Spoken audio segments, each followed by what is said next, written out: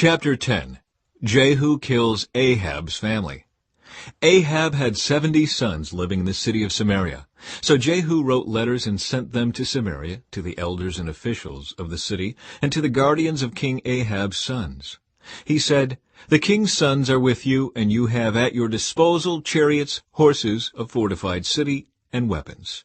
As soon as you receive this letter, select the best qualified of your master's sons to be your king, and prepare to fight for Ahab's dynasty." But they were paralyzed with fear and said, "We've seen that 2 kings couldn't stand against this man. What can we do?" So the palace and city administrators, together with the elders and the guardians of the king's sons, sent this message to Jehu. "We are your servants and will do anything you tell us. We will not make anyone king. Do whatever you think is best." Jehu responded with a second letter. "If you are on my side and are going to obey me, bring the heads of your master's sons to me at Jezreel by this time tomorrow." Now the 70 sons of the king were being cared for by the leaders of Samaria, where they had been raised since childhood. When the letter arrived, the leaders killed all 70 of the king's sons. They placed their heads in baskets and presented them to Jehu at Jezreel. A messenger went to Jehu and said, "They have brought the heads of the king's sons." So Jehu ordered, "Pile them in 2 heaps at the entrance of the city gate and leave them there until morning." In the morning he went out and spoke to the crowd that had gathered around them. "You are not to blame," he told them. "I am the one who conspired against my master and killed him. But who killed all these? You can be sure that the message of the Lord that was spoken concerning Ahab's family will not fail. The Lord declared through his servant Elijah that this would happen." Then Jehu killed all who were left of Ahab's relatives living in Jezreel, and all his important officials, his personal friends, and his priests.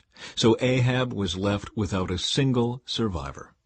Then Jehu set out for Samaria. Along the way, while he was at Beth-Eked of the shepherds, he met some relatives of King Ahaziah of Judah. "Who are you?" he asked them. And they replied, "We are relatives of King Ahaziah. We are going to visit the sons of King Ahab and the sons of the queen mother." "Take them alive," Jehu shouted to his men. And they captured all 42 of them and killed them at the well of Beth-Eked. None of them escaped. When Jehu left there, he met Jehonadab, son of Rechab, who was coming to meet him. After they had greeted each other, Jehu said to him, "Are you as loyal to me as I am to you?" "Yes, I am," Jehonadab replied. "If you are," Jehu said, "then give me your hand." So Jehonadab put out his hand, and Jehu helped him into the chariot. Then Jehu said, "Now come with me and see how devoted I am to the Lord." So Jehonadab rode along with him. When Jehu arrived in Samaria, he killed everyone who was left there from Ahab's family, just as the Lord had promised through Elijah.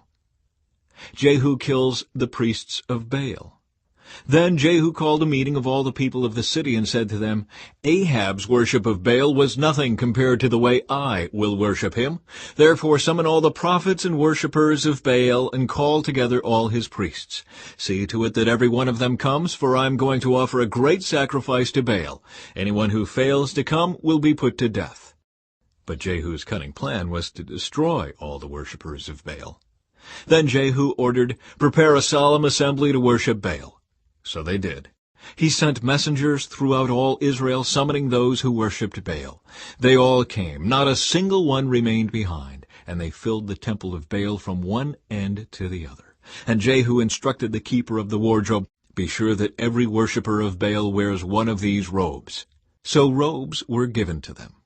Then Jehu went into the temple of Baal with Jehonadab, son of Rechab. Jehu said to the worshippers of Baal, "Make sure no one who worships the Lord is here, only those who worship Baal." So they were all inside the temple to offer sacrifices and burnt offerings. Now Jehu had stationed 80 of his men outside the building, and had warned them, "If you let anyone escape, you will pay for it with your own life." As soon as Jehu had finished sacrificing the burnt offering, he commanded his guards and officers, "Go in and kill all of them. Don't let a single one escape." So they killed them all with their swords, and the guards and officers dragged their bodies outside. Then Jehu's men went into the innermost fortress of the temple of Baal. They dragged out the sacred pillar used in the worship of Baal and burned it. They smashed the sacred pillar and wrecked the temple of Baal, converting it into a public toilet, as it remains to this day.